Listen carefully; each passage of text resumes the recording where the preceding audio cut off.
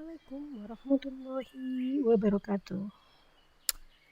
Welcome to my channel with me, Miss Ida. Okay, now we will talk about using countable noun, uncountable noun, and using how many and how much. Before we study, let's try to open that lesson. Bismillahirrahmanirrahim. Rabbi shrahli sadri wa yassirli amri wahlul 'uqdatam min lisani yafqahu qawli. Rabbi zidni ilma warzuqni fahma. Amin. Okay, let's study. Okay, first kita akan belajar apa sih sebenarnya countable nouns itu. Ya, countable nouns are things we can count. Countable noun adalah benda-benda yang bisa kita hitung. And uncountable noun are things we cannot count. Ya, uncountable noun adalah benda-benda yang tidak dapat dihitung. Countable noun, for example, apple, book, bag. Nah, contohnya itu ya, countable noun ada apel, buku, tas, itu benda-benda yang bisa dihitung. Most noun in English are countable. Ya, berapa noun di dalam bahasa Inggris itu berbentuk countable. We can put the number before them. Kita bisa meletakkan angka-angka sebelum benda tersebut. They have singular and plural form. Di countable noun, benda-benda yang bisa dihitung itu ya mempunyai bentuk singular, bentuk tunggal, and plural form, dan bentuk jamak. For example, in singular form, one apple. Kita tempatkan one angka tadi sebelum kata bendanya. Ini dalam bentuk singular. Lihat, tetap tidak ada penambahan, hanya ditambahkan one di depan kata benda atau angka di depan kata benda. And next, for example, in plural, two apples. Two apples. Bendanya lebih dari satu, angka 2 ditaruh di depan, kemudian apples, ya, kita tambahkan s di belakang kata bendanya. Ini menunjukkan bentuk jamak. Begini ya cara membuat countable noun dalam bentuk singular dan dalam bentuk plural. Kita bisa meletakkan some, little, or much sebelum uncountable noun.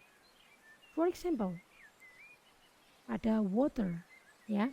Kita bisa meletakkan some water, little water, or much water. Ada beberapa air atau cukup air boleh, little water sedikit air, or much water banyak air. Ya, kita tidak bisa meletakkan angka di depannya karena air termasuk benda yang tidak bisa dihitung. Nah, bagaimana sekarang kita mengetahui jumlah dari benda yang termasuk uncountable noun? We use such words, ya, kita bisa meletakkan kata-kata piece, glass, box, or bar. To measure the quantity of uncountable noun, untuk mengukur jumlah dari benda-benda yang tidak bisa dihitung. For example, one bottle of water, satu botol air. Kita tidak bisa meletakkan angka itu di belakang water atau sebelum water. Ya, kenapa? Karena water, air adalah benda yang tidak bisa dihitung. Next, two bars of chocolate, dua batang coklat. For example, in sentence, ya, contoh dalam kalimatnya, there is one box of cereal in the room. Ada satu box dari sereal. Sereal sendiri termasuk uncountable noun in the room, di ruangan. There are two bars of soap in the bathroom. Ada dua batang sabun di dalam kamar mandi.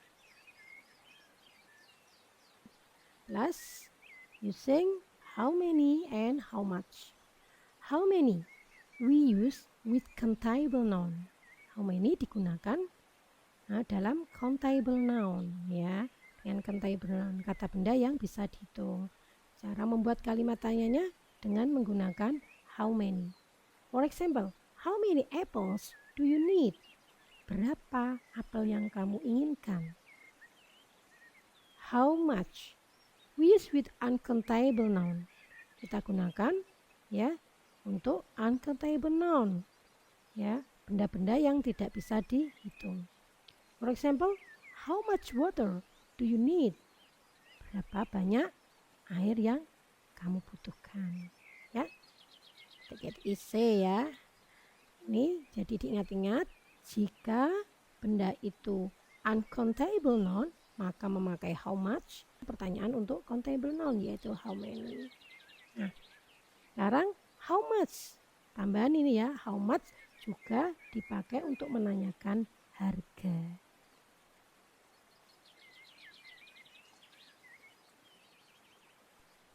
The last, another using how much. How much asks for the price. How much bisa untuk menanyakan harga. For example, how much are the apples? They are 3 for 5,000 rupiah. Ya. Berapa harga apel itu? Ya. Mereka adalah 3 untuk ya, setiap 3 harganya 5.000 rupiah.